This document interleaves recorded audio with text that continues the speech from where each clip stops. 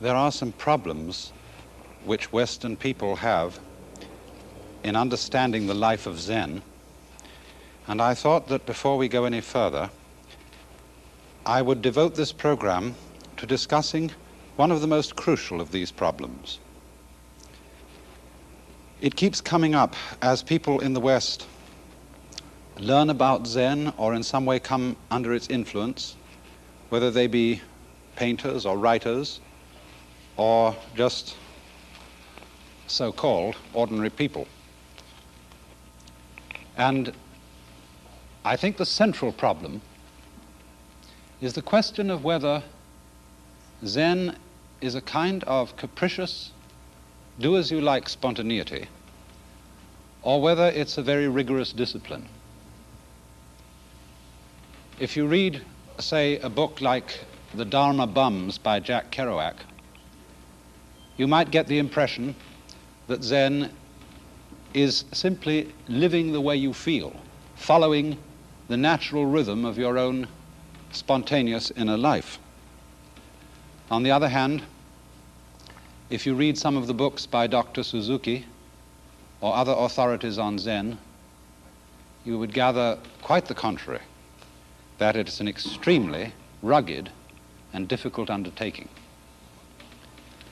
And what the old masters have to say about this is sometimes rather confusing. For example, the old Chinese master Lin Chi has this to say: in Buddhism, there is no place for using effort. Just be ordinary and nothing special. Move your bowels, pass water. When you're hungry, eat. When you're tired, go and lie down. The ignorant will laugh at me, but the wise will understand. And then another old master, Matsu, says, in the way, that is the Tao, there is nothing to discipline oneself in. If there were, the completion of such discipline would be the destruction of the Tao. On the other hand, if there is no discipline at all, one remains an ignoramus. So they seem to say, no, it isn't a discipline, and yet, yes, it is. And therefore, we outsiders, trying to understand what's going on, remain profoundly puzzled. For on the one hand, we see the kind of floating life idealized by the old masters, the life of cloud and water. As I told you, a Zen monk is called unsui, which means that he drifts like a cloud and flows like water. But on the other hand, here they are in their monasteries, or more correctly seminaries, living a very rugged life indeed, under the stern supervision of their teacher. And so to understand this problem, I want to go back and look at Zen in a social setting so that we can understand what kind of thing it is. And to do that, I want to introduce you to some technical ideas which Buddhism has about the basic nature of the universe so that we can understand the function of discipline in relation to these ideas.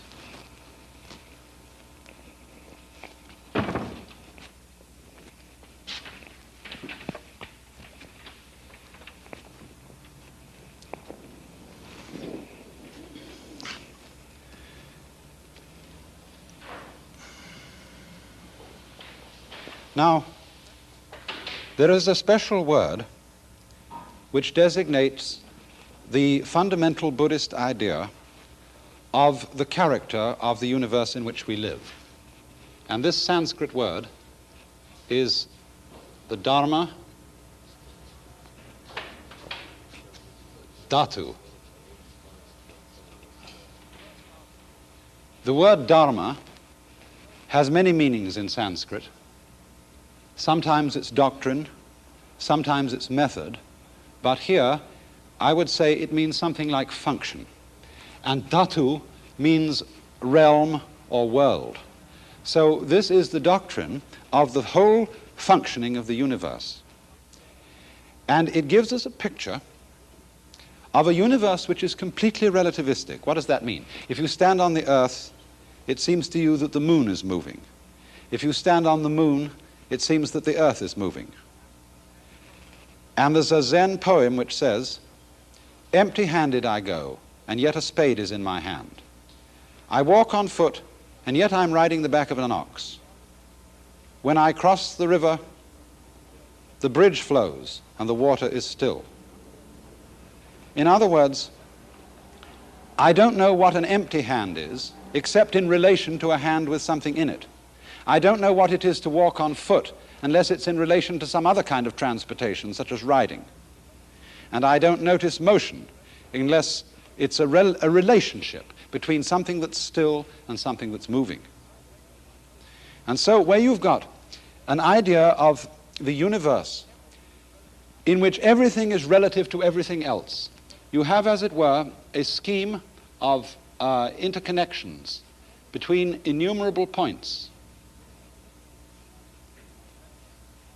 reminiscent of a spider's web with dew on it, or the image of Indra's net, which is a tremendous collection of jewels, all linked together in such a way that each jewel contains the reflection of all the other jewels.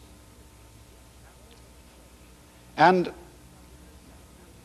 in this sense, then, Buddhist doctrine is saying that our universe is so interconnected in all its parts that one part of it, so-called, can exist only in relation to all the others. All motion, too, is in relation to all other motion.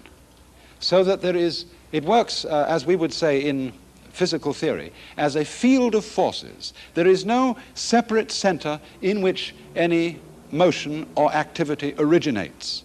All activity that occurs at any spot, as it were, originates over the whole system.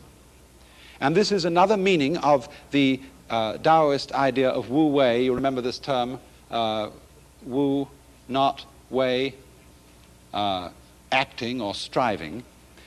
The deeper meaning of this idea is that nothing acts of itself. There is, as it were, no such thing as an agent, for action is the nature of the whole thing, and it, as it were, appears in one place in relation to stillness in another, and so on. Now, when you have a highly relative system of this nature,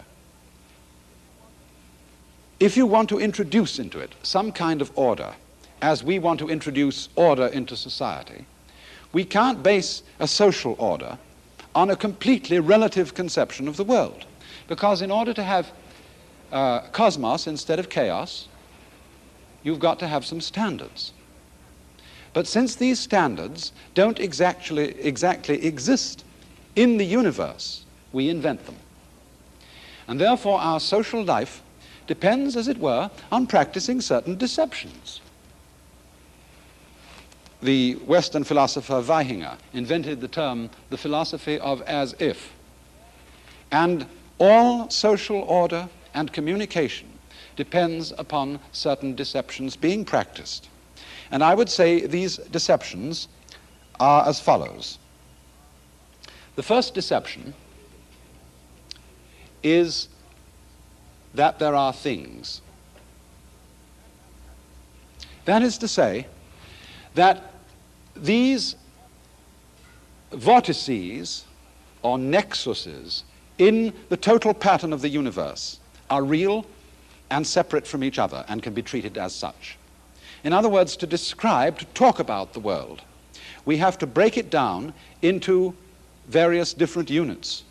Just in the same way, if you're going to eat a chicken, you have to chop it up in sections, and it's easier to eat that way. But the cut-up fryer doesn't come out of the egg. It isn't found in nature. Nor do you find eggs where there are no chickens. Nor do you find chickens where there is no environment suitable to them, and so on.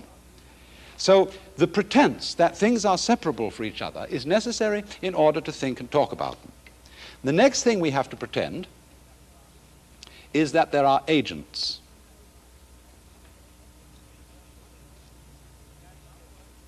That, in other words, the human individual is a separate thing, originating action and responsible for it.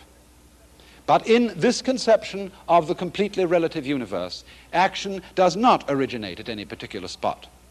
It's a property of the whole field, as it were, focusing action at these spots. But for purposes of social intercourse, we have to pretend that we are individual agents from whom action comes. And this pretense is enhanced by the third thing, the rewards and punishments.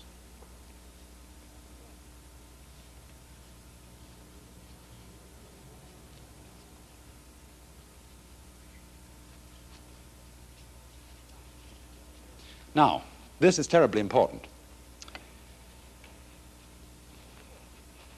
The reward for regarding oneself as a responsible agent and acting accordingly is the promise of something good coming in the future, whether it be in this life or whether it be in some other life, so that we are constantly attracted and kept at this game based on these three deceptions by living for a good thing coming in the future.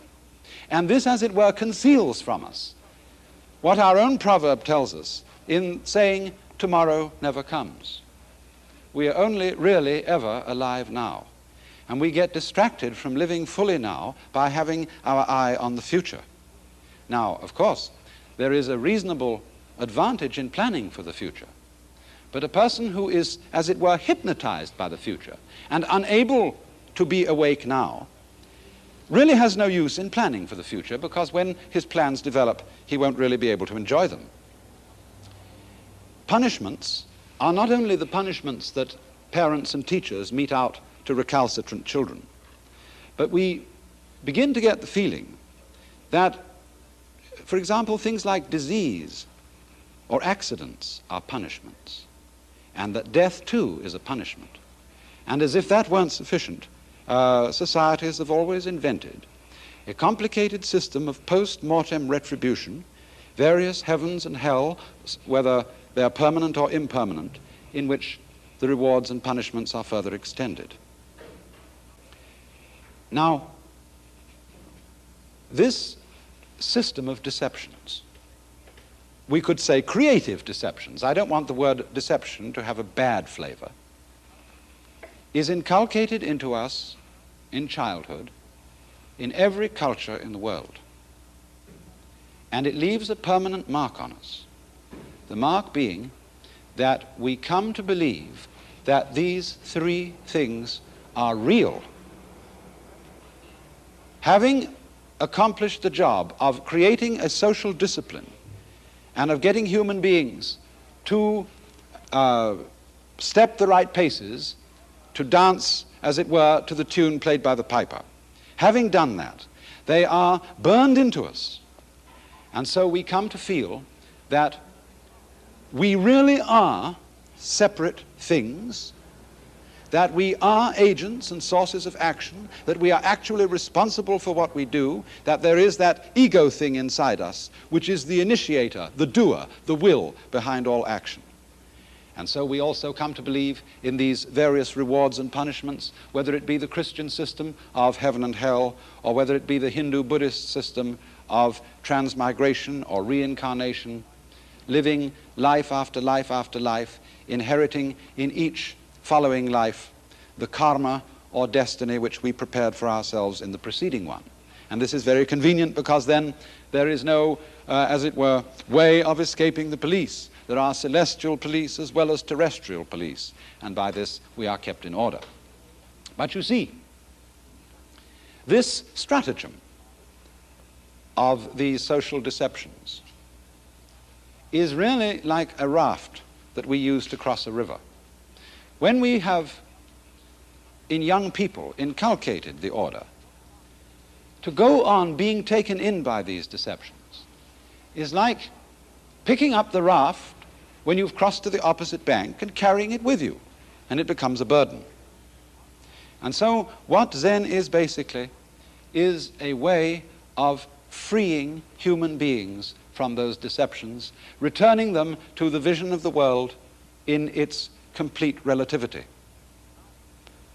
Now, the training which one goes through with a Zen teacher, shall we say, lifts these deceptions off one's mind. Now, you might say, I can understand intellectually, I can understand the idea that I only seem to be an agent, a source of action, and that things only seem to be separate from each other, but are actually interconnected. But does this make me feel any different inside? And you might say, well, no, I don't think it really does. To understand it fully, I would like to change the way I feel. But here comes the crucial point in the understanding of Zen. On the one hand, if you set out to change the way you feel, that might be called a discipline.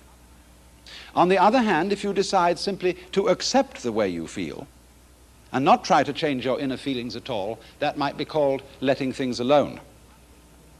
But here's the point. If you have understood clearly that you as a separate will or a separate ego are a fiction, then on the one hand, you can't change it, and on the other hand, you can't do nothing about it, because there is no agent, no separate doer, either to do something about it or to do nothing about it. And so this situation seems, as it were, paralyzing. If you can't do, and if you don't, what's going to happen? But the point of this is that that paralysis is a realization of the unreality of the individual agent. So what happens? From this point, one ceases to take oneself seriously. Now, of course, there is always a danger in not taking the things seriously which society says we should take seriously. There's the case of, the raw youth, the sort of juvenile delinquent type who's in revolt against society and would use the experiences and ideas of Buddhism to justify that revolution. And that is why the practice in Asia is to reveal this point of view only to those who are socially mature. And so the discipline of the Zen school is a safeguard for the dangerous understanding or the dangerous insight which is there being hatched. And so all those rigorous tests which I explain, the rigorous regimen of life, these, as it were, do not directly produce the understanding, but they are, as it were, the guarded stockade around it. For Zen, you see, is fundamentally an insight. The recognition, in other words, of the deception, the as-ifness of these fundamental assumptions about the world which are necessary to social life. But then, when you don't take them seriously anymore, when you don't take your own separate existence seriously anymore, then you have, as it were, been inwardly relieved of the burden of this feeling of responsibility which society inculcates. And so you might say that the object of Zen is not to obliterate the order of society or to get rid of its conventions, but to take them lightly, to treat the conventional unconventionally. And this is reflected in the art of Zen, as where you see this Zen monk, the Chinese Han Shan, treated like a kind of clown. Or again in such a painting as this, which shows the great master Hakuin, a Japanese master of the 17th century. This was painted by one of his students, and Hakuin himself wrote a poem above it. And here is the man, you see, who doesn't take himself seriously. It says, "In the assembly of 1,000 Buddhas, the one disliked by 1,000 Buddhas. In the company of a multitude of demonic spirits, the one hated by all the demonic spirits. Such an ugly, shabby, dim-sighted, bald-headed one that he is. As he is portrayed here, his ugliness is all the more aggravated indeed." Or again, art treated artlessly in this vase of flowers by the modern Chinese painter Bai Shi, a great master of the craft of painting, but here painting almost as naively as a child, for this is artless art.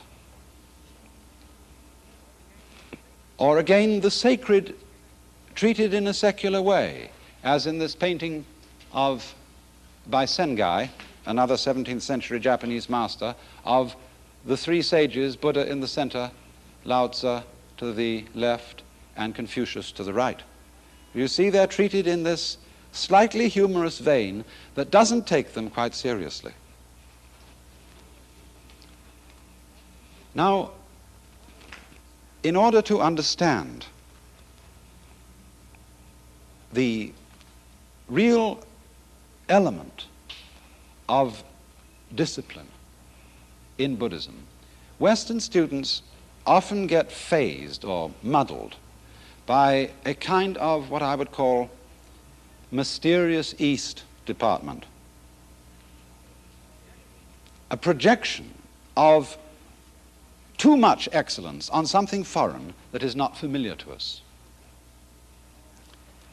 And this occurs particularly among people who think of Buddhist practices as producing all kinds of fantastically miraculous and psychic powers, and who think that if they go to Japan to study Zen, they're going to come back converted from human beings into supermen.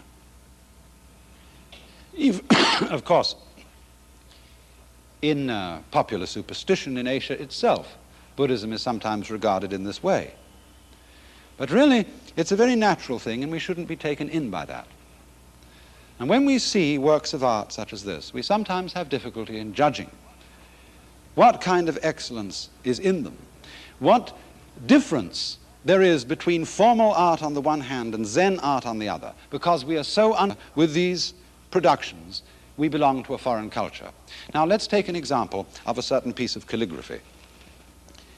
I'm showing you now an informal piece of Zen calligraphy by a very great Chinese master. We, of course, can't read it. It doesn't mean anything to us, and therefore it seems to be nothing more than just lines on paper, rather interestingly and dynamically drawn. But now this might be compared with another piece of calligraphy, which I'm showing you here. This, like the one done by the Chinese master, is also written by someone to whom the written forms have been familiar all his life. He's practiced them again and again and again, and he's written them in the same kind of cursive, running, informal style. But you see, here it is. The moon in the water, written in English with the brush, with the same amount of fundamental practice involved in forming the letters that anybody goes through in China or Japan to learn to write.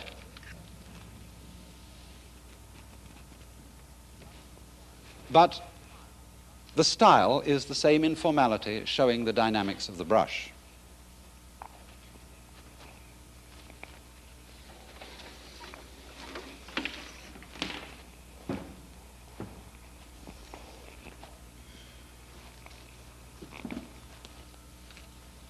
So you see, a great part of the discipline of Zen is simply the discipline of Far Eastern culture, whether it be the way of life, such as the moral and ritual principles of Confucianism, whether it be the art of painting, or of writing, or of gardening, or whatever it may be.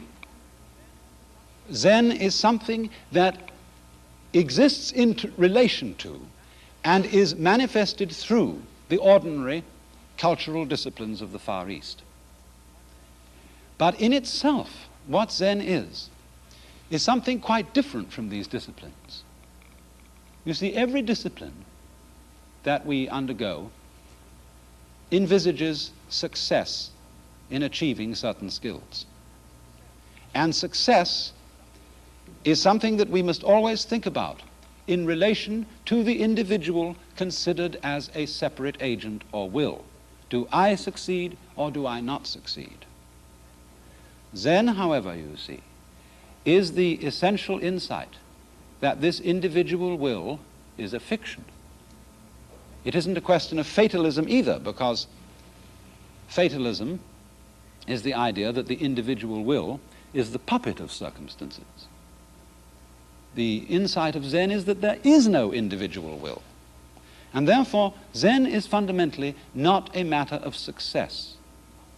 It's outside the range of failure and success, and therefore outside the range of discipline or no discipline. You know, one of the best books about Zen that's been written is called Zen in the Art of Archery by a German professor. And it describes there a man who was so proficient in archery through the study of Zen that he could hit the bullseye in the dark. But a friend of mine, the composer John Cage, was recently traveling in Japan. And a Japanese said to him, you know, something needs to be added to that book. We have a very, very highly regarded Zen archery master in Japan today, and he can't even hit the bullseye in broad daylight.